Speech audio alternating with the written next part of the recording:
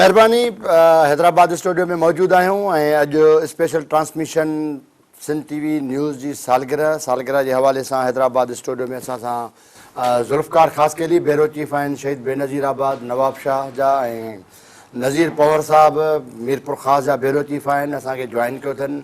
अॼोको हीउ जेको असांजे ख़ुशियुनि भरियो ॾींहुं आहे, अॼु असांखे 16 साल थिया आहिनि ऐं 16 साल सिंध टीवी न्यूज़ जी जेका हीअ सालगिरह आहे उन जी तक़रीब में मौजूदु आहियूं। स्पेशल ट्रांसमिशन कराची ऐं हैदराबाद में जारी आहे। हैदराबाद में मौजूदु आहियूं। हैदराबाद स्टूडियो में असांखे जॉइन कयो आहे ब्यूरो चीफनि।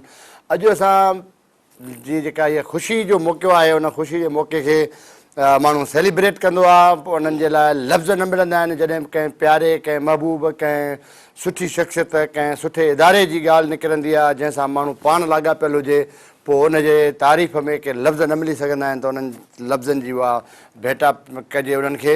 जॾहिं इदारा ठहंदा आहिनि ऐं इदारा शख़्सियतुनि खे ठाहींदा आहिनि, शख़्सियतूं ठहंदियूं आहिनि उहे इदारनि खे ठाहींदियूं आहिनि। हीअ इदारनि ऐं शख़्सियतुनि जो लाॻापियो आहे। सिंध टीवी न्यूज़ जो जॾहिं बुनियादु पियो, सिंध टीवी न्यूज़ वजूद में आई, त उन अलाए जे केतिरियूं शख़्सियतूं ठाहियूं। उन्हनि में असां समेत सिंध जा वॾा वॾा नाला शामिल आहिनि, सिंध जूं वॾियूं वॾियूं सियासी शख़्सियतूं, वॾा कद शामिल आहिनि, छो त इदारा ई शख़्सियतुनि खे ठाहींदा आहिनि। ऐं जॾहिं इदारा मज़बूत हूंदा आहिनि ऐं इदारनि जूं उहे सालगिरहूं मल्हाइबियूं आहिनि, इदारनि जे ख़ुशियुनि जा ॾींहं मल्हाइबा आहिनि, त माना उहे कामयाबु इदारा हूंदा आहिनि। जेके कामयाबु इदारा हूंदा आहिनि उन्हनि जे ख़ुशियुनि में सॼी पब्लिक, सॼो समाज, सॼी सोसाइटी गॾु हूंदी आहे। असांखे नज़ीर पंवर जॉइन कयो आहे। नज़ीर पंवर, तव्हांखे हैदराबाद स्टूडियो में अचण ते भलीकार चऊं था। ज़ुल्फ़कार ख़ासकेली भाउ, तव्हांखे बि भलीकार चऊं था। अॼु हैदराबाद स्टूडियो में आहियो। अॼु असांजे ख़ुशियुनि जो ॾींहुं आहे।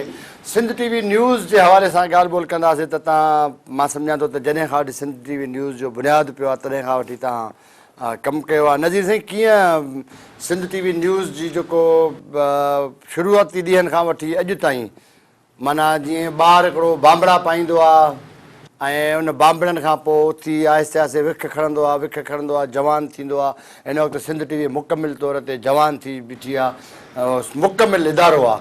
कीअं ॾिठो तव्हां सिंध टीवी खे हिन 16 सालनि में?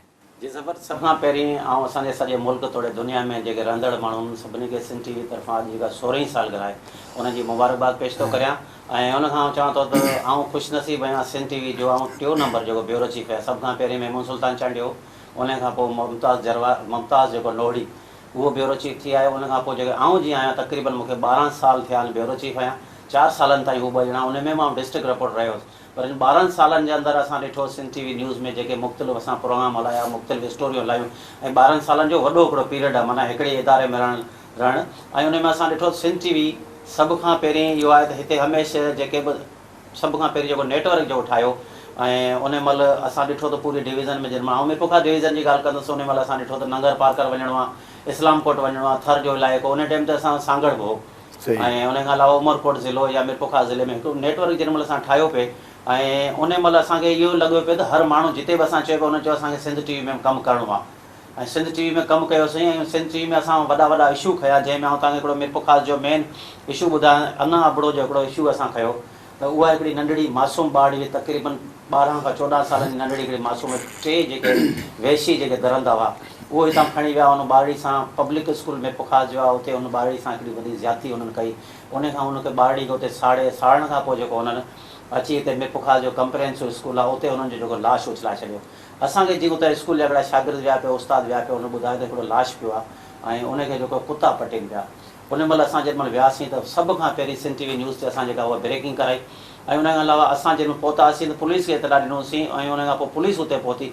बाक़ी असां ॾिठोसीं हुन ॿारड़ी सां हिकिड़ी वॾी ज़्यादती थियल हुई, ऐं हुन ॿारड़ी खे जेको कुतनि बि पटे छॾियो। वरी जीअं असीं मीरपुखा जे सिविल हॉस्पिटल मुर्दाखाने में वियासीं त उते चयो त भई हिते त अञा ताईं मुर्दाखानो खुलियो कोन्हे, डॉक्टर कोन पहुता आहिनि। उन महिल बि वरी असां ब्रेकिंग कयूं। उन महिल असां ॾिठो त बाक़ी असां हिन ॿारड़ी जा धणी थी बीठा आहियूं, ऐं पुलिस खे उन टाइम ते का बि ख़बर न आहे। उहा सॼी स्टोरी सॼी असां ख़बर हलाई। कुझु ॾींहंनि जे अंदरि वरी ख़बर पइजी त उहे जेके दहशतगर्द जेके हिन छोकिरी खे खणी विया हुआ, ऐं उहो उन्हनि खे पुलिस उन ताईं पहुती, उन्हनि खे गिरफ़्तार कयूं। जीअं उन्हनि खे गिरफ़्तार कयूं त मीरपुखा जे SSP ऑफिस वठी आया, त असां फौरी तौर उते पहुतासीं। असां उन्हनि खां ॿाहिरि ई इंटरव्यू वरितो, त अहिड़े नमूने असां इंटरव्यू वरितो त जीअं माना हू का ॻाल्हि कनि पिया। हू हिकिड़ा जहल क़िस्म जा माण्हू असां हुनखां पुछ ॾियो ख़बर पए तो छाजे करे कयो, फलाणो माण्हू चए तो अहिड़े नमूने कयो आहे, चए साईं मूं साड़ियो आहे, मूं ज़्यादती कई आहे, हू चए न हिन कयो आहे। टिनी जी स्टेटमेंट थी। असांखे हुन महिल ख़ुशी थी जेॾी महिल हिन जो केस चालान थियो, हुन में ATC जी अदालत पारां जेको आहे असांखे घुराए वियो ॿिनि चैनल खे। उनखां पोइ हिकिड़े समा वारे स्टोरी हलाई, पर समा वारे खां जेॾी महिल अदालत में अंदरि पुछा गाछा थी त हुनजो चवणो त साईं हीअ जेका रिकॉर्डिंग आहे मूं ॾिनी आहे। पोइ उते जज साहिबु हुनखे चयो त तव्हां छा हिननि सां मिलियल आहियो साम्हूं वारी पार्टी सां? उते हू ख़ामोश थी वियो। जंहिंखां पोइ मूंखे जेॾी महिल घुराए वियो ऐं उन महिल बाक़ाइदे सिंध TV जी आउं ॿुधाईंदो हलां त मूंखे उन महिल एॾी वॾी ख़ुशी थी। हिकिड़ी मासूम ॿारड़ी जी माउ हिकिड़े तरफ़ रोए पई, ॿिए तरफ़ हुनजो पीउ बीठो आहे, टे तरफ़ जेके उधरंदा बीठा हुआ जिन हुन ॿारड़ी सां एॾो माना वहशत कई, एतिरो हुनखे माना ज़ुल्म कयो। ऐं उन टाइम ते जेॾी महिल SOT हुननि जी हलायूं जेका मुंहिंजियूं वरितल, उन में मुंहिंजे संदीप तस्वीर जॾहिं आउं पुछां पियो ऐं हू पाण एतिराफ़ कनि पिया। उन महिल उन सॼे ते टाइपिंग थिए पई, सभु शइ थिए। उन टाइम ते हुनखे जेको आहे फैसलो अहिड़ा खोड़ सारा वाक़िया हो। हिते विजंती जो ढोरो नारो वाक़ियो थियो, उते बि हिकिड़ा बासर माण्हू आहे ऐं उन्हनि सां जेको उन्हनि खे बि असां इंसाफ़ ॾियारियो। उन खां अलावा मिपुखा ज़िले जा खोड़ सारा अहिड़ा मसइला, पर सांगड़ जा, उन खां अलावा दराज़ा जेको वाक़ियो पेश आयो ऐं उन में असांखे स्पेशली डॉक्टर साहिबु चयो त भई तव्हां वञो रिपोर्टिंग अहिड़ी कजो क्या बि माना धुर न थिजो। इहो आहे कमिटेड जर्नलिज़म। तव्हां सां ॻाल्हि ॿोल कयूं था नज़ीर साईं, तव्हां सां ॻाल्हि ॿोल कयूं था। ज़ुल्फ़कार साईं बि वेठो आहे ऐं ज़ुल्फ़कार नवाब शाह शहीद बेनज़ीराबाद खे ॾिसे थो ऐं हिन जो बि शुरू खां वठी सिंध TV सां तालुक़ु रहियो आहे। कमिटेड जर्नलिज़म जेको डॉक्टर अब्दुल करीम राजपर साहिबु असांखे हमेशह चवंदो ईंदो आहे, हिकिड़ो त प्रोफेशनल जर्नलिज़म आहे। प्रोफेशनल जर्नलिज़म ईअं आहे त ठीकु आहे, अॼु मां सिंध TV में कमु कयां थो, सुभाणे मूंखे ॿ रुपया ॿिए हंधा किथां वधीक मिलनि था, मूंखे पघार वधीक मिले थी, किथे वधीक फैसिलिटेट को इदारो करे थो त मां हलियो थो वञा। पर जॾहिं मां हिन इदारे सां कमिटेड आहियां ऐं पंहिंजे जर्नलिज़म सां कमिटेड आहियां त मां सम्झां थो त हिते मां सेव आहियां। हिते मां ग़रीब माण्हूअ खे, पंहिंजे वतन खे, पंहिंजे धरतीअ खे जेको आहे सो इंसाफ़ ॾियारे सघां थो, धरती वासियुनि सां इंसाफ़ ॾियारे सघां थो, उन्हनि सां कुल्हो कुल्हे में मिलाए बीह सघां थो। त उन जेको जर्नलिज़म हूंदो, उहो इदारो हूंदो, उहो ॼण मां आहियां, उहो इदारो ॼण मुंहिंजो आहे, माना उनखे मां पंहिंजो, इहो आहे कमिटेड जर्नलिज़म। कमिटेड जर्नलिज़म जे हवाले सां अॼु सिंध TV न्यूज़ जी सालगिरह आहे ऐं असांखे वॾी ख़ुशी आहे। असांजा चहिरा माना बिल्कुलु नाज़रीन ॾिसनि था पिया, जेको ॾिसंदड़ सॼी दुनिया में ॾिसनि था त असांजे चहिरनि मां उनखे महसूसु थींदो हूंदो त केतिरी असांखे ख़ुशी आहे हिन पंहिंजे धरतीअ जे वफ़ादार चैनल जी। कीअं ॾिठो तव्हां सां को अहिड़ो वाक़ियो, को अहिड़ो अजीब ग़रीब रिपोर्टिंग दौरान को किसो थियो हुजे जेको हिकिड़ो इंट्रस्टेड बि हुजे, तारीख़ी बि हुजे? हूअं त सिंध TV जीअं नज़ीर साईं ॻाल्हि कई त हिकिड़ी न्याणीअ खे इंसाफ़ ॾियारो, कोर्ट ताईं गॾु वियो, ॼण माना वारिस ई थी विया। हीअ वारिस थियो, माना सिंध TV वारिस थी, इदारो वारिस थियो, माना डॉक्टर करीम राजपर वारिस थियो, अजीत कुमार आहूजा वारिस थियो, माना इहे असां सभु हुन केस जा वारिस थी वियासीं ऐं शाहिद थी वियासीं। त अहिड़े क़िस्म जो को वाक़ियो तव्हां ॿुधायो, को अहिड़ो नवाब शाह जो तारीख़ी को मामिलो?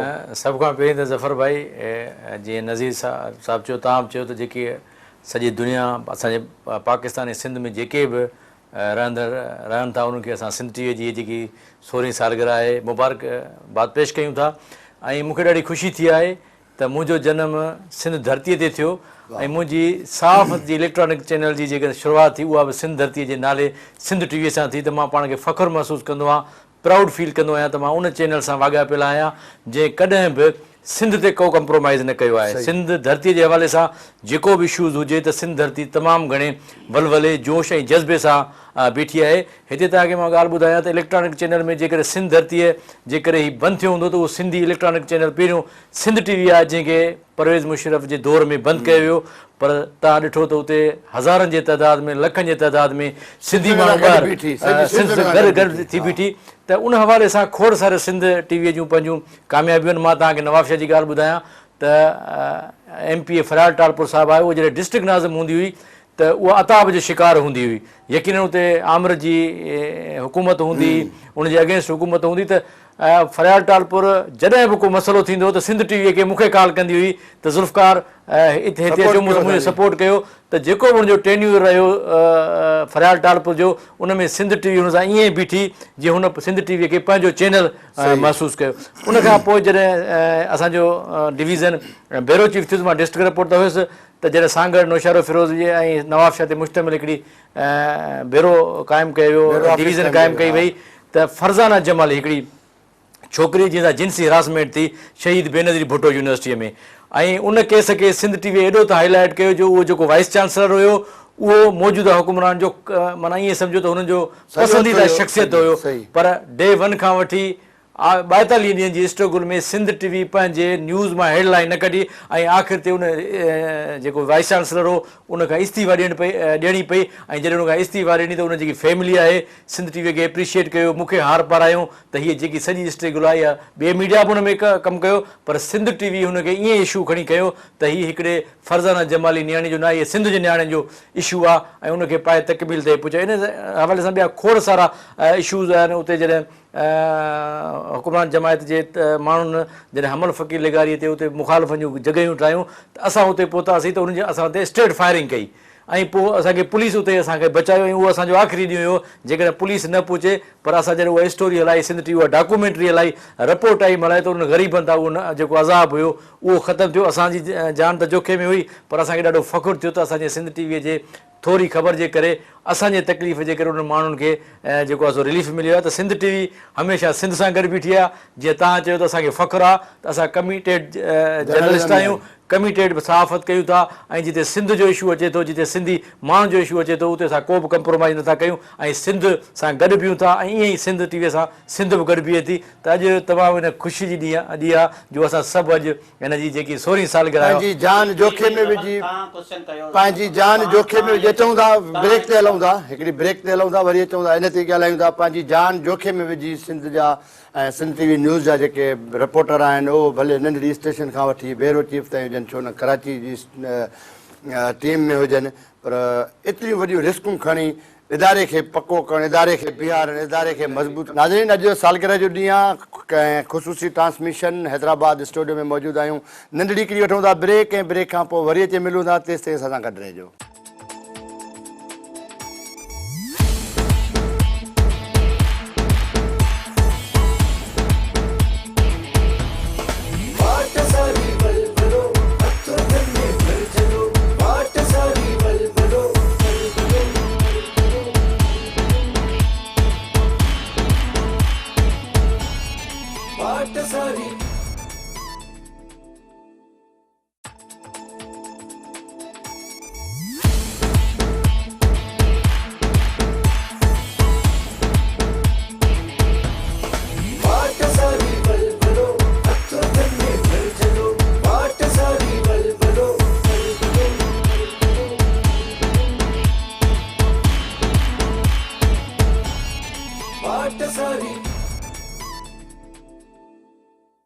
Welcome back. ज़बरदस्त अॼु असांजे ख़ुशी जो ॾींहुं आहे, न सिर्फ़ु सिंध टीवी जे सथ जे लाइ पर सॼी सिंध जो अॼु ख़ुशी जो ॾींहुं आहे, छो त सिंध जी सालगिरह आहे। सिंध टीवी ऐं सिंध माना पाण खां जुदा न आहिनि, गॾु आहिनि, हिकु ई नालो, हिकु ई शइ। ऐं सिंध जे कहिड़े बि इशू ते मजमूई तौर ते क़ौमी इशू हुजनि, भले जेको ॿिटो निज़ाम हुजे, जागीरदारी निज़ाम हुजे या जेके मज़लूमनि सां का किथे बेवाजबी थिए थी, को वॾेरो करे थो, को सरदार करे थो, भले कंहिं बि ख़ानदान सां तालुक़ु छो न रखंदड़ हुजे, उनजो आवाज़ु सिंध टीवी पंहिंजो एतिरो उथारियो आहे जो जेसि ताईं माण्हूअ खे इंसाफ़ न मिलियो आहे तेसि ताईं उनजो फॉलोअप, तेसि ताईं उनजो फॉलोअप जीअं तव्हां सवेर ॿुधायो त कोर्टुनि ताईं, जजनि ताईं तव्हां गॾिजी वञी उन नंढड़ीअ जा वारिस थियो। अहिड़े ई नमूने सां तव्हां हिन सिंध टीवी जे आम माण्हुनि जो जेको व्यूअरशिप आहे, जेको असांखे ॾिसे थो, उनजो छा चवणु आहे सिंध टीवी जे बारे में? आम माण्हुनि जे हवाले सां तव्हांखे ॿुधाईंदासीं, सिंध टीवी हमेशह जेके बि इशू खयां आहिनि, जेके बि चाहे न्यूज़ पैकेज हुजनि, रिपोर्ट टाइम हुजनि, हीअ वाइड चैनल आहे जंहिंमें इहे सभु आहिनि, ब्यूरो टाइम बि आहिनि ऐं उन सां माण्हुनि उते इलाइक़े जा खोड़ सारा जेके मसइला हल थी था वञनि ऐं इन में तमामु घणो स्पेस मिले थो, उहो ॿियनि चैनल खे कोन थो मिले। ऐं इन्हनि में आउं तव्हांखे ॿुधाईंदो आहे त माण्हू जिते बि इशू थिए थो असीं ॾिसूं था, ब्रेकिंगूं थियनि थियूं, हर शइ थिए थी, पर माण्हू पब्लिक माना तमामु घणो ख़ुशि आहे। जेके आम चैनल जे भेट में हींअर बि असीं चऊं था असीं सभिनी खां अॻियां आहियूं, भले चवंदा हुजनि त असां, पर असांजो हिकिड़ो नेटवर्क तमामु हिकिड़ो सुठो आहे। जेके बि असांजा ख़ासि तौर ते ब्यूरो चीफ या रिपोर्टर जेके कमु कंदड़ आहिनि उहे तमामु बहितरीनु था कनि। हुन में आउं तव्हांखे ॿुधाईंदो आहियां त माना इहा ॻाल्हि हिकिड़ी असांजे ज़हन में मूंखे बि हुई त मेन किरदारु जेको आहे असां हमेशह जेके ब्यूरो चीफ आहियूं, डिस्ट्रिक्ट रिपोर्टर, हुननि जो कोन्हे, मेन किरदारु कैमरामैन जो आहे। जेकॾहिं असांजा कैमरामैन सुठा आहिनि, असांजा एडिटर सुठा आहिनि, माना हेठां खां वञे त रिपोर्टर सुठा आहिनि, माना इहे साॻियूं शयूं ई करे था अचनि, हर जॻह ते फील्ड में ई वेंदा आहिनि। ब्यूरो चीफ घटि था वञनि, डिस्ट्रिक्ट रिपोर्टर घटि था वञनि, कैमरामैन त जिते किथे वञे थो। सही। ऐं खोड़ सारा हिननि सां मसइला थिया आहिनि कैमरामैन सां। ऐं तव्हांखे ॿुधाईंदा मीरपुर ख़ासि में हिकिड़ो वाक़ियो थियो टंडो जान में, पठाणनि जो ऐं जरवारनि जो जहिड़ो थियो। हाणे असांजी वियासीं, मूंसां हिकिड़ो ॿियो दोस्त गॾु, ऐं हुन खां पुछां पियो छा थियो आहे छा न थियो आहे, माना जी ख़बर वठां पियो, ऐं थोरो भर में बीह वञे हुतां ख़बर पियो लिखायां मीरपुर ख़ासि जे सिविल हॉस्पिटल जे अंदरि। त हू आयो मूंखां मोबाइल फुरे छॾी, चई सिंधी उसको सारा बता रहा है। हाणे ॿुधे पियो त आउं ज़ाहिरा लिखायां पियो, फलाणे ॻोठ में जहिड़ो थियो, 2 माण्हू कथा थिया आहिनि, फलाणा थिया, ॿी शइ थी आहे। माना अहिड़ा मसइला बि थिया आहिनि। वरी उहो साॻिया माण्हू जेकॾहिं असां उहे शयूं हलायूं था, असां त वाक़ियो हलायो न, असांजे छा वञे भई सिंधी आहे फलाणा, माना हिकिड़ो माण्हू हुननि जो ज़हन आहे। चोथे 5 ॾींहुं साॻिया माण्हू वरी प्रेस कॉन्फ्रेंस करणु अची विया, भई फलाणो थियो आहे, हीअ थियो आहे। असां उन शइ खे जेका इन्वेस्टिगेशन कईसीं, वाक़ई असां ॾिठोसीं, जंहिंजो ॾोहो असां उहे ख़बरूं हलायोसीं, रिपोर्टूं हलायोसीं, सभु शइ। ऐं साॻी तरह असांजे कैमरामैन सां मसइला थिया आहिनि मीरपुर ख़ासि डिवीज़न जे अंदरि। उन्हनि में असां ॾिठो आहे, असां बाक़ाइदा उते उन्हनि SHO खे मुअतल करायो आहे। उन SHO हिकिड़े सेक्रेटरी थाणे ते हिकिड़ो SHO उन हिकिड़े माण्हू खे बेगुनाह कुटे पिस्तल लाइ एतिरो तशदुद कयो। मूं मुंहिंजे कैमरामैन खे मोकिलियो, एजाज़ खे मुंहिंजो वञी तूं ॾिसी आहे, हीअ जीअं वियो त उते वञी जा फोटे ठाही, पुछई पुलिस खां त हुन उन टाइम ते हिनखे कैमरा फोड़े, उन खां अलावा हिनखे तशदुद कयो। असां पहुतासीं, SSP पहुतो, उतां जी जेका MNA हुई उहा पहुची वई, ऐं उते जो हिकिड़ो पुलिस वारो अची SHO कैमरा फलाणी जॻह ते लिकाए छॾी आहे। ऐं उन में ॾिसो न, इन्हनि माण्हुनि सां गॾु जेकॾहिं असीं बीहंदासीं इन्हनि कैमरामैन सां, हाणे हिननि खे घटि में घटि इहा त दिलि हूंदी न त असांजे पोयां को माण्हू सत आहे न, असांजो सत आहे, असांजी ताक़त आहे। असीं हिननि जी सपोर्ट न कंदासीं त सुभाणे त हीअ ज़ाहिर आहे किथे वञण सां, हिते त हर को चए थो बाबा कैमरामैन त अचनि ई न, हर को पंहिंजो पाण ठाहे वेठो आहे, माना हिननि खे का अहमियत ई कोन थो थिए। इन करे असीं चवंदा त असांजा माना कैमरामैन, असांजा एडिटर, असांजा डेस्क, उन खां अलावा मथे वरी रुगो असीं त कोन आहियूं, वरी असांजे हेठां डेस्क ॾिसूं था, सॼी ऑर्गेनाइजेशन हिकिड़ो नेटवर्क आहे, विंदे शिफ्ट इंचार्ज खां करे न्यूज़ डायरेक्टर ताईं हिकिड़ो सुठो हिकिड़ो हर माण्हू पंहिंजो किरदारु अदा करे थो। नेटवर्क ठहियल आहे। इन टाइम ते ॾिसो न, अॼु जेके सिंध TV खे 16 साल थिया आहिनि, 16 सालनि जे अंदरि असां ॾिसूं पिया खोड़ सारा इशू, जीअं ज़ुल्फ़कार चयो पिए, माना खोड़ सारा इशू आहिनि, एतिरा खोड़ सारा इशू अञा ताईं असांखे यादि वञनि। 2011 जी करे मीरपुर ख़ासि में माना जेका बोर्ड आई हुई, बोर्ड में भरपूर किरदार अदा करे भरपूर। हिकिड़े तरफ़ हिकिड़ो चैनल बीठो हो मीरपुर ख़ासि जे कमिश्नर सां, ॿियो चैनल सिंध TV बीठी हुई मीरपुर ख़ासि जे भर पासे में तालके हुसैन बख्शमरी में, सिम नालो जेको ओवरटॉप थियो, पब्लिक सां बीठी, आवाम सां बीठी, शहर में पाणी अचियो। मूं त राति जो 12 बजे आउं वियसि, वञी टेलीटॉक कयमि, पोइ टार्च खणी वियसि, ॾिठमि त शहर में वाक़ई पाणी अचे पियो न, मूं त टेलीटॉक ॾेई छॾियो। हिकिड़े तरफ़ कमिश्नर जो हले पियो हिकिड़े चैनल ते पेपर, त को बि ख़तरो न आहे, कुझु बि कोन थियो आहे, का शइ न थिए, ॿिए तरफ़ हले पियो बोर्ड आहे। उन टाइम ते मूंखे उन ई कमिश्नर फ़ोन कयो, मूंखे चया तव्हां छा पिया करियो, घटि में घटि असां सां ताउन कयो। मूं चयो साईं सॼो शहर ॿुॾी वियो आहे, तव्हां सां ताउन कयो। उन टाइम जो हुते जेको SSP हो, उन पंहिंजा पुलिस वारा वठी वियो, ऐं उन खां अलावा जेके इरिगेशन डिपार्टमेंट जा माण्हू विया, ॿधऊं पर ॿधिजी न सघियो, वॾी महिनत करणी पई इन्हनि खे। पोइ किथां किथां खणी आया, मशीनूं खयूं, पर जेॾीमहिल बरसाति हुई उन टाइम त बंदि ॿधणु तमामु घणो ॾुखियो न। माना ईअं लॻे पियो सिंध TV आवाम सां गॾु वेठल हुई, हिकिड़ो चैनल वेठल हो इंतिज़ामिया सां गॾु। उन खां पोइ उन जेके 2011 खां पोइ उन चैनल में हिकिड़ो माण्हू वरी ॿियो अची वियो। त हुन चयो भई तव्हां फलाणी जॻह ते वञो। साॻी तरह रोशनाबाद में हींअर PP chairman Bilal Bhutto sir ते उहो ॻोठ हींअर बि पाणी हेठां, तव्हांजी ॻाल्हि उन टाइम असीं हेतिरे पाणी जे अंदरि वियासीं। उहो जेॾीमहिल वीडियो थियूं, उन महिल जेॾीमहिल TV चैनल ते हलियो, हुननि चयो त वाक़ई सिंध TV वारा हिकिड़ा कमु कनि पिया। ऐं उन खां पोइ चवंदो जीअं 2011 जी बरसाति हुई, ऐं उन टाइम ते असां हाईलाइट कयो। अॼु वरी उहा जेका असांजी महिनत आहे, उहे इलाइक़ा जेके ॿुॾा आहिनि, अॼु असांखे हिन बरसाति में, ताज़नि बरसाति में माण्हू फ़ोन पिया कनि, त माना असांखे हिकिड़ी ख़ुशी जहिड़ी ॻाल्हि आहे। फील्ड फील्ड में जेको वञे थो, भले केतिरो ब्यूरो चीफ हुजे, वॾो रिपोर्टर हुजे, हिकिड़ा उहे रिपोर्टर हूंदा आहिनि जेके पंहिंजो नालो कमाईंदा आहिनि। पोइ मुंहिंजो नालो थी वियो, मां ऑफिस में वेही कैमरामैन खे बजाईंदुसि, फोटोग्राफर खे बजाईंदुसि, पंहिंजा सोर्स इस्तेमालु कंदुसि। केतिरो बि मां सोर्स इस्तेमालु कयां, भले हुते उहे मौजूदु हुजनि, पर जॾहिं तव्हां हुते स्पॉट ते वेंदो त तव्हांखे हिकिड़ी न हिकिड़ी अहिड़ी शइ एक्सक्लूसिव मिलंदी जेका ॿिए कंहिं बि चैनल ते न हूंदी, ॿिए माण्हू वटि न हूंदी। इहा ई हूंदी आहे फील्ड में, ऐं इहा ई आहे कमिटेड जर्नलिज़म। ज़ुल्फ़कार साईं, नवाब शाह ऐं ईअं सम्झो त माज़ी में सदर जे दर्जे जो माना हाउस, सदर हाउस बि हुयो। अञा ताईं बि आसिफ़ ज़रदारी, फरियाल टालपुर जहिड़ियूं शख़्सियतूं उते जनम वरितियूं, ऐं मुल्क जो जेको सदर हुयो उन सां तालुक़ नवाब शाह जो, ऐं शहीद बेनज़ीराबाद, उते तव्हांखे तकलीफ़ थींदी हूंदी। ज़ाहिर आहे हाणे तव्हांजा तालुकात आसिफ़ ज़रदारी सां, फरियाल टालपुर सां, या जेके तव्हांजा हुक्मरान MP MNA बासर बि आहिनि, वॾा माण्हू बि आहिनि, हुननि जे हिकिड़ो पंहिंजी रिट बि आहे।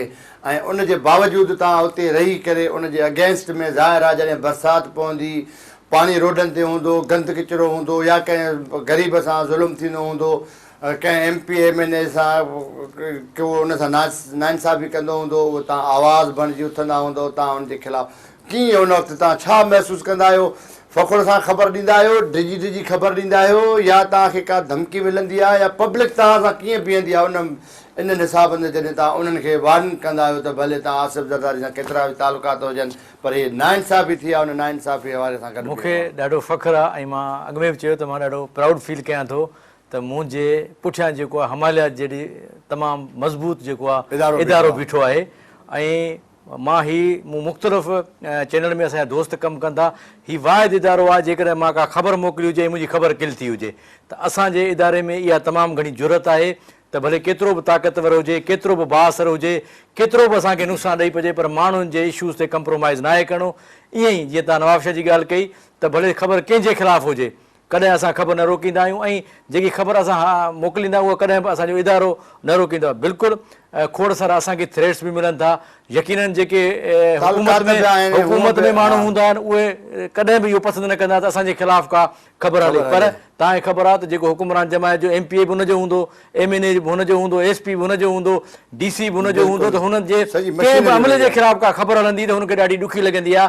पर मां तव्हांखे ॿुधायां त जॾहिं बि मां ख़बर हलाईंदो आहियां त सॼो नवाब शाह मज़लूम माण्हू असां सां गॾु बीठो। मां तव्हांखे ॾाढी दिलचस्प ॻाल्हि ॿुधायां, जीअं नज़ीर बि असां सां ॻाल्हि कई त खोड़ सारा चैनल्स आहिनि ऐं सिंध TV उन्हनि साज़िशुनि उन्हनि तकलीफ़ुनि में जेके पाण खे दावेदार चवंदा हुआ चैनल त रुॻी असां सिंध जी असां निमाईंदा आहियूं, पर मां चवां थो त तव्हां जेकॾहिं हक़ीक़ी शइ वञी आवाम में तव्हां जेकॾहिं वञी वठंदो त सिंध TV सिंध जो हींअर मशहूरु बल्कि पूरे दुनिया जो हिकिड़ो मशहूरु चैनल आहे ऐं मक़बूल चैनल आहे ऐं माण्हू उनखे ॾिसनि था ऐं असांखे मोहबत बि कनि था ऐं चवनि था त सिंध जेको चैनल आहे उहो सिंधी माण्हुनि जे सिंधी क़ौम जे मज़लूमनि जो चैनल आहे ऐं असांखे एतिरी जेकी असांखे ज़फ़र भाई या जेकी असांखे इज़त मिली आहे ज़फ़र भाउ उहा असांखे हिन सिंधी टीवीअ जे करे मिली आहे। सिंध TV न्यूज़ मां तव्हांखे ॿुधायो न फरियाद टालपुर साहिब आहे जेकी इंतज़ारु कंदी हुई त सिंध TV वारा काथे मां पाण फील्ड में हू थाणनि ते विज़िटूं कंदी हुई, हू मुख़्तलिफ़ हंधनि ते विज़िटूं कंदी हुई, त अहिड़ी खोड़ सारियूं जीअं हाणे बरसाति आई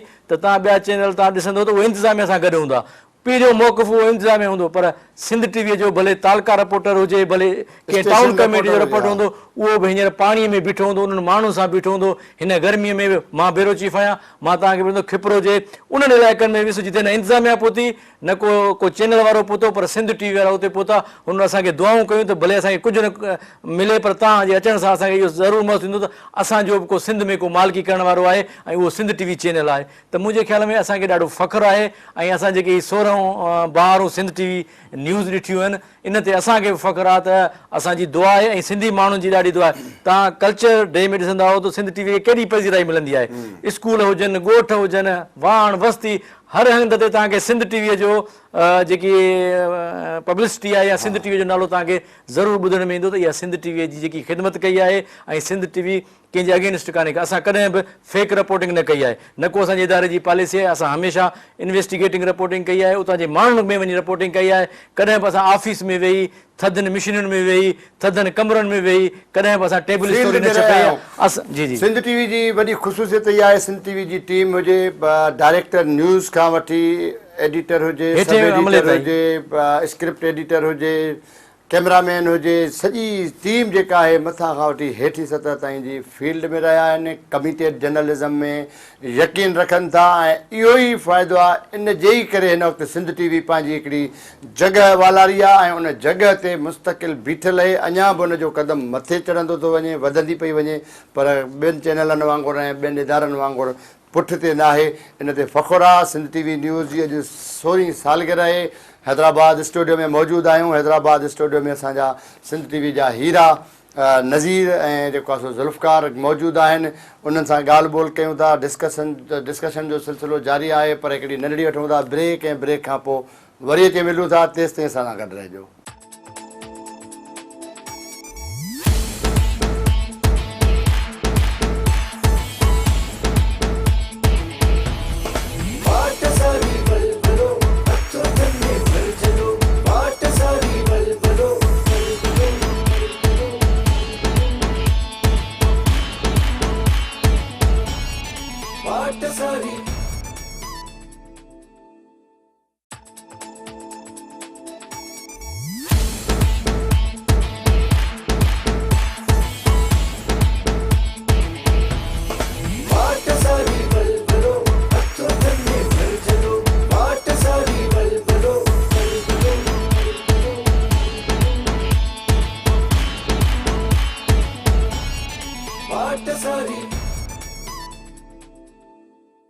वेलकम बैक नाज़रीन। सिंध टीवी न्यूज़ सां गॾु ऐं सिंध सां गॾु बल्कि सिंध टीवी ऐं सिंध विरहायल नाहे कमिटेड जर्नलिज़म ऐं डॉक्टर करीम राजपर साहब जो जेको थीम आहे त कमिटेड जर्नलिज़म खां वधीक को बि जर्नलिज़म नाहे। जेको सिंध टीवी जो थीम आहे मिट्टी ऐं माण्हूअ जो संगम, इहे जेके थीम मां सम्झां थो त इहे वॾो फ़लसफ़ो आहिनि, उन्हनि खे को सम्झी सघे।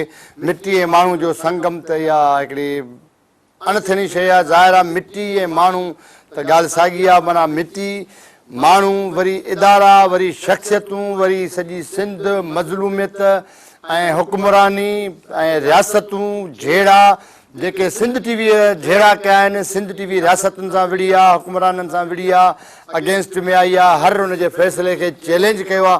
मां फ़ख़ुर सां थो चवां, बल्कि चैलेंज सां थो चवां त को अहिड़ो ॿियो इदारो न हूंदो जंहिं बाक़ाइदे हुक्मराननि खे, रियासतुनि खे ठके ठोके प्रूफनि सबूतनि सां वेही पंहिंजो मौक़िफ़ रखियो हुजे, पंहिंजी ॻाल्हि रखी हुजे ऐं पाए तकमील ताईं उहा ॻाल्हि पहुचाइण ताईं इदारो हुन शइ ते बीठल रहियो आहे। इहा वॾी ॻाल्हि आहे। डॉक्टर साहब जेको हिकिड़ी कॉन्फ्रेंस घुराई हुई, जागीरदारी जेके ज़ाती झेड़ा हुया ऐं कबीलाई झेड़ा, उन्हनि जे ख़िलाफ़ु उहा तारीख़ी कॉन्फ्रेंस थी हुई। उन में समूरनि क़ौम परस्तनि, सियासी समाजी तंज़ीमुनि, MPAs, MNAs, उन्हनि में वॾे नमूने सां उनजी बाक़ाइदे भरपूर हिमायत कई हुई। ऐं इहो इदारो हुयो, इदारे जी ताक़त ते ऐं इदारे पाण वरी इदारे जो जॾहिं सरबराह हिकिड़ो फ़ैसिला कुन माण्हू थिए थो, इदारे जो सरबराह जंहिंखे फ़ैसिले करण जी ताक़त आहे, हिमत आहे, त पोइ उहो इदारो वरी इदारे जी टीम जॾहिं हीअं हिकु थी बीहनि था, इहा वॾी ॻाल्हि हूंदी आहे। इन में को बि शक कोन्हे को त अॼु असां फ़ख़ुर सां चऊं था, जीअं तव्हां ॿिन्ही चयो आहे, उन सां मां बि चवां थो,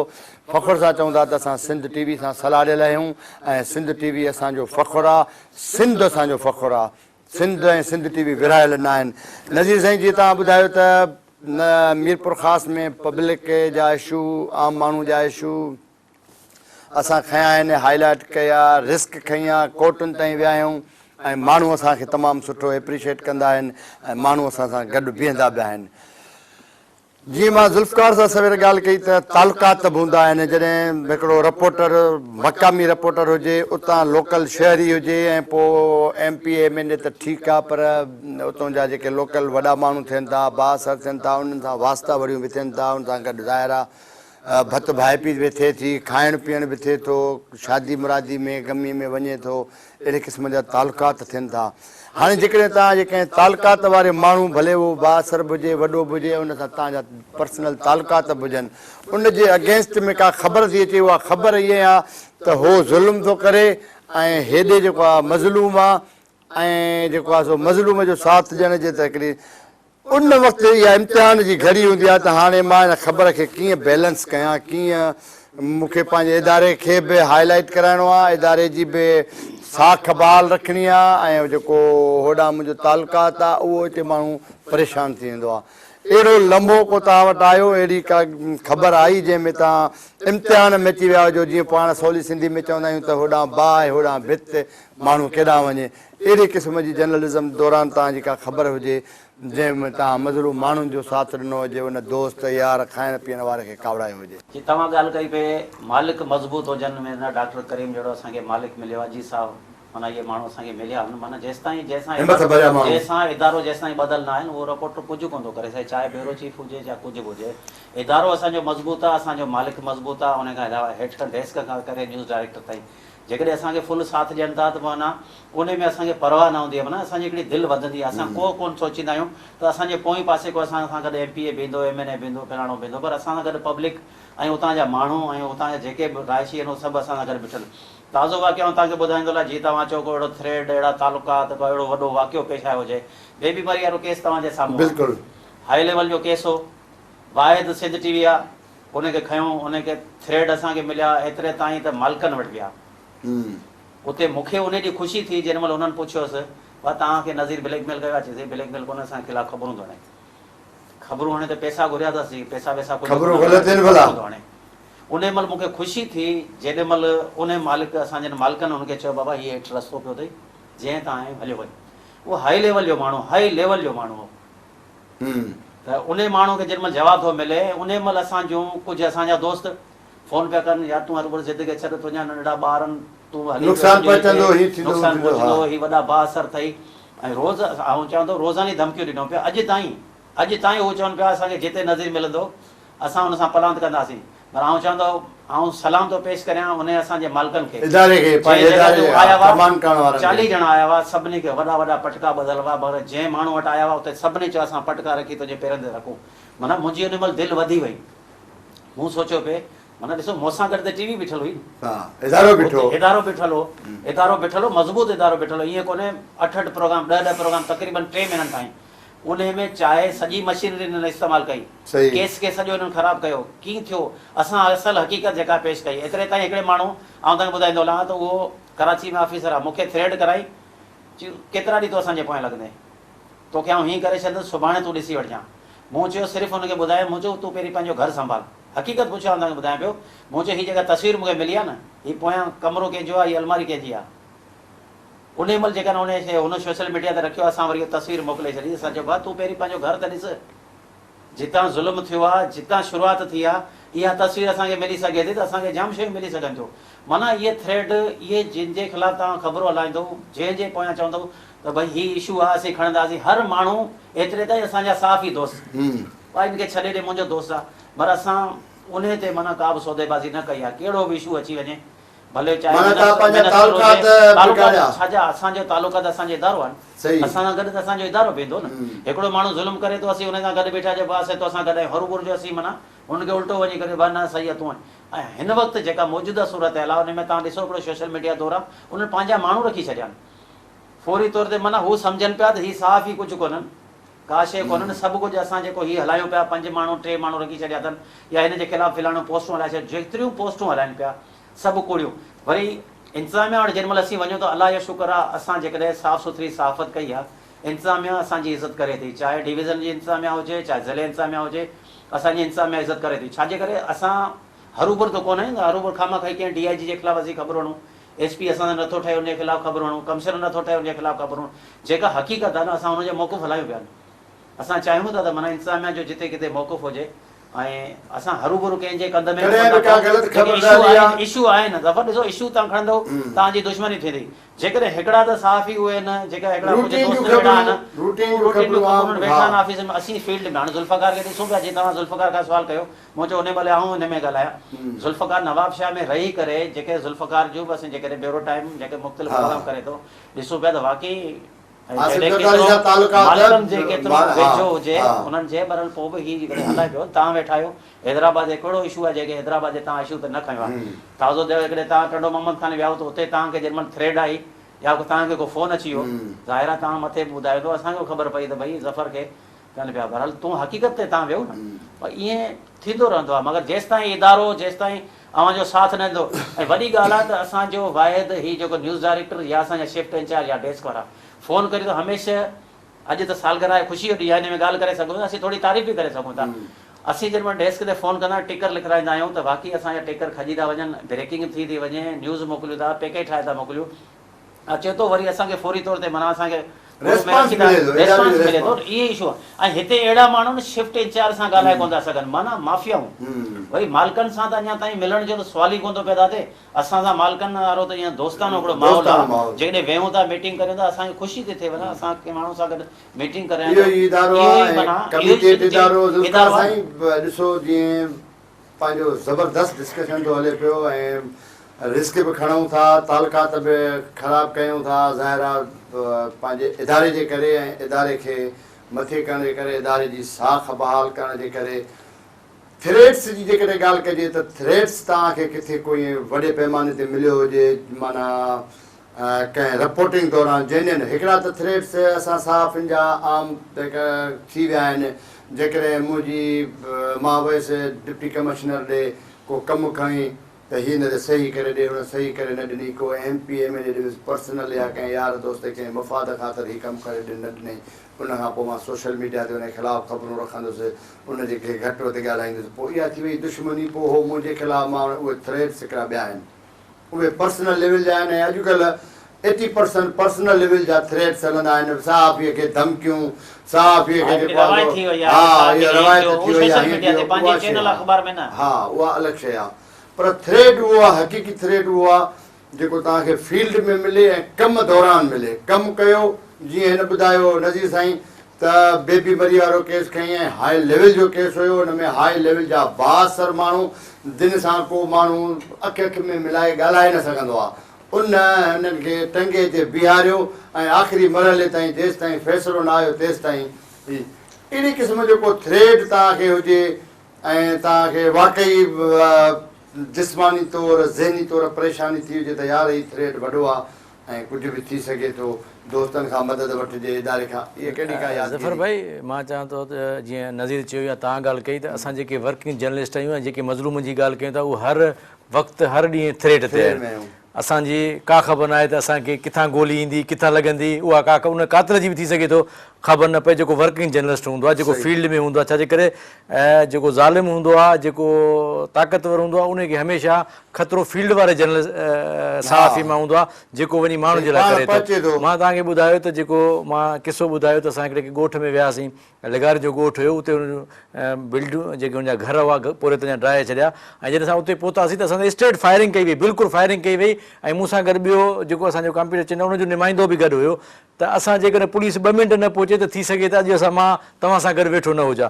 उनखां पोइ हाणे रिसेंटली मूंखे हिकिड़े शख़्स जेको थ्रेट कयो, मूंखे सोशल मीडिया ते किरदार कुशी कई, उन आसिफ़ ज़रदारी जे ख़िलाफ़ु काफ़ी किरदार कुशी कई ऐं उन मूंखे हाईली थ्रेट ॾिना त मुंहिंजी पहुच उन्हनि इदारनि ताईं आहे जेके हुकुमरान हलाइनि था। पर मां चयो मां तोखे कंहिं बि सूरत में पंहिंजी किरदार कुशी न करणी, न को मां रिपोर्टिंग तां इहो हथु खणंदुसि। जेकी मुंहिंजी रिपोर्टिंग जो स्टाइल आहे, जेको मज़लूम माण्हुनि जो आहे, उहो ई मां कंदुसि। त असांखे थ्रेट्स डे टू डे, मां तव्हांखे कोरोना वायरस जो इशू ॿुधायां त कोरोना वायरस में जिते सॼी दुनिया परेशान हुई, जिते आम माण्हू परेशान हो, जिते ॾियाड़ी वारो कमु कंदड़ परेशान हुयो, पर जेके करप्ट कामोरा हुआ, जेके करप्ट माण्हू, उन्हनि कोरोना वायरस खे बि न बख़्शियो। उन में जेकी बजट आई ग़रीबनि जे लाइ उनखे हड़प कयो ऐं जॾहिं मां उहा स्टोरी हलाई त उतां जी जेकी ब्यूरोक्रेसी आई मूं ते सख़्तु नाराज़ थी वई ऐं मुख़्तलिफ़ हवालनि सां मूंखे इनडायरेक्टली तौर ते मूंखे माना परेशान करण जी, मूंखे धमकियूं ॾियण जी कोशिशि कई वई। पर मां हुनखे उहो मैसेज ॾिनो त मां जेकी रिपोर्टिंग कई आहे, जेकॾहिं तव्हांखे एतिराज़ आहे त अचो मूंसां तव्हां आर्ग्यू कयो, ॻाल्हायो, कोर्ट में वञो। बाक़ी मां हिन धमकियुनि ते न छाकाणि त मां ॾिसां पियो त कोरोना वायरस में उहे जेके पोरियत, उहे ॾियाड़ी ते कमु कंदड़ माण्हू सख़्तु परेशान आहे ऐं जेके उन्हनि जे लाइ पैसा आया, जेके उनजे लाइ राशन आया, उहो राशन उन्हनि खे तक़सीम कयो वियो जेको मुंहिंजे ख़्याल में जानवर बि न खाईंदो। तव्हां के जीअं नज़ीर ॻाल्हि कई त मां हाणे खिपरो में ताज़ो भेरो टाइम करे वियुसि, मां पेरूमल जे भरिसां उन इलाइक़े में पहुतुसि त मूंखे ॾाढी ॾुख बि थियो, अफ़सोस बि थियो त उते अंडर वाटर हुयो सॼो इलाइक़ो, माण्हू उते वॉशरूम बि उते इस्तेमालु पिया कनि ऐं पीअण जो पाणी बि उहो इस्तेमालु पिया कनि। तव्हां ॾिसो त अहिड़ी रिपोर्टिंग में जॾहिं असां रिपोर्टिंग कयूं था त छा उहा उतां जी जेके MNA आहे, उहा बासर आहे, तव्हां सुञाणो था, ऐं माण्हुनि उनजा वोटर हुआ, पर उन MNA जे ख़िलाफ़ु ॻाल्हायूं त असांखे पुछण कान आई आहे। सिर्फ़ु इहे जेके वॾा वॾा माण्हू घुमनि था, जेके पार्टी जा लीडर अचनि था, इहो बि सिर्फ़ु खिपरो सांगर रोड खां अचनि था, असांजे इलाइक़नि में नथा अचनि। त इहे थ्रेट असांखे खोड़ सारा मिलिया आहिनि। अञा ताईं असां जेको अंडर थ्रेट आहियूं त अहिड़ा खोड़ सारा इशू आहिनि। नवाब शाह बिल्कुलु हुकुमराननि पार्टीअ जो गढ़ आहे, उते असांजे पीपल्स पार्टी जा वेठा आहिनि। नज़ीर साईं, ऐं असांजूं सिंध TV ऐं सिंध जा जेके मामला आहिनि, असांजे सथ जा मामला आहिनि, मां सम्झां थो त जेतिरो बि ॻाल्हाइजे त तमामु घटि आहे, पर टाइम जे मौक़े जे मुनासिबत सां ऐं ख़ुशी जे मौक़े जे मुनासिबत सां अॼु असांजी सिंध जी सालगिरह आहे। सिंध TV जी न, पर सिंध जी सालगिरह आहे। अॼु सॼी सिंध असां सां गॾु आहे ऐं सॼी दुनिया में रहंदड़ जेके सिंधी माण्हू आहिनि उन्हनि खे उहे न सिर्फ़ु सिंध TV खे ॾिसंदा आहिनि, पर सिंध TV सां प्यारु कंदा आहिनि। सिंध TV जो जेको मिटी ऐं माण्हुनि जो संगम आहे, इहो जेको थीम आहे, ऐं सिंध TV जी जेका पीढ़ियल अवाम, ग़रीब अवाम सां मुहबत आहे, उन्हनि जो आवाज़ु बणिजी उथंदी आहे। ऐं जेकॾहिं सहाफ़त जी ॻाल्हि कजे त कमिटेड जर्नलिज़म जेको आहे उहो हुजे। माना असांजे इदारे जो सरबराह, असांजे इदारे जी टीम, चवंदा आहिनि जेको कमांडर हूंदो, उहो कमांडर जेतिरो मज़बूत हूंदो, उनजी टीम, उनजी फ़ौज, उनजो जेको पोयों बीठल हूंदो बैक में, उहो ओतिरो मज़बूत हूंदो। त असांखे फ़ख़ुरु आहे त असांजे जेको कमांडर आहे डॉक्टर करीम राजपर साहब हुजे, अजीत कुमार आहूजा साहब हुजे, या असांजे वरी director news, director current affair, या जेके बि असांजा सथ में साथी आहिनि उहे असांजा मज़बूत आहिनि, उहे असांजा पावरफुल आहिनि, उहे हिते बीठल आहिनि। त असां बि पावरफुल आहियूं, असांजो इदारो बि पावरफुल आहे। ऐं वरी सिंध सां मुहबत जी ॻाल्हि कजे त सिंध सां मुहबत जेका हिन सिंध टीवी कई आहे, सिंध जे इशूज़ खे जेको सिंध टीवी पंहिंजो इशू करे खयो आहे, इन में असांजी ॻाल्हि न पर पब्लिक दुनिया जा माण्हू जेके ॾिसनि था उहे पाण गवाह आहिनि।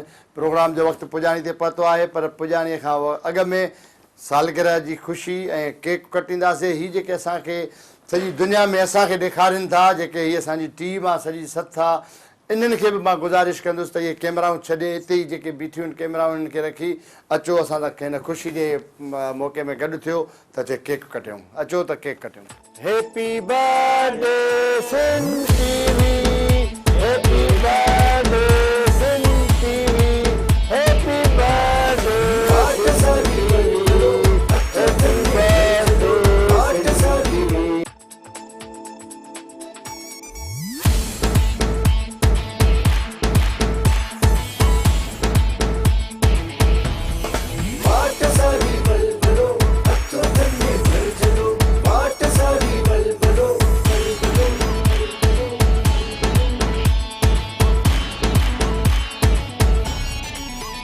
Sorry.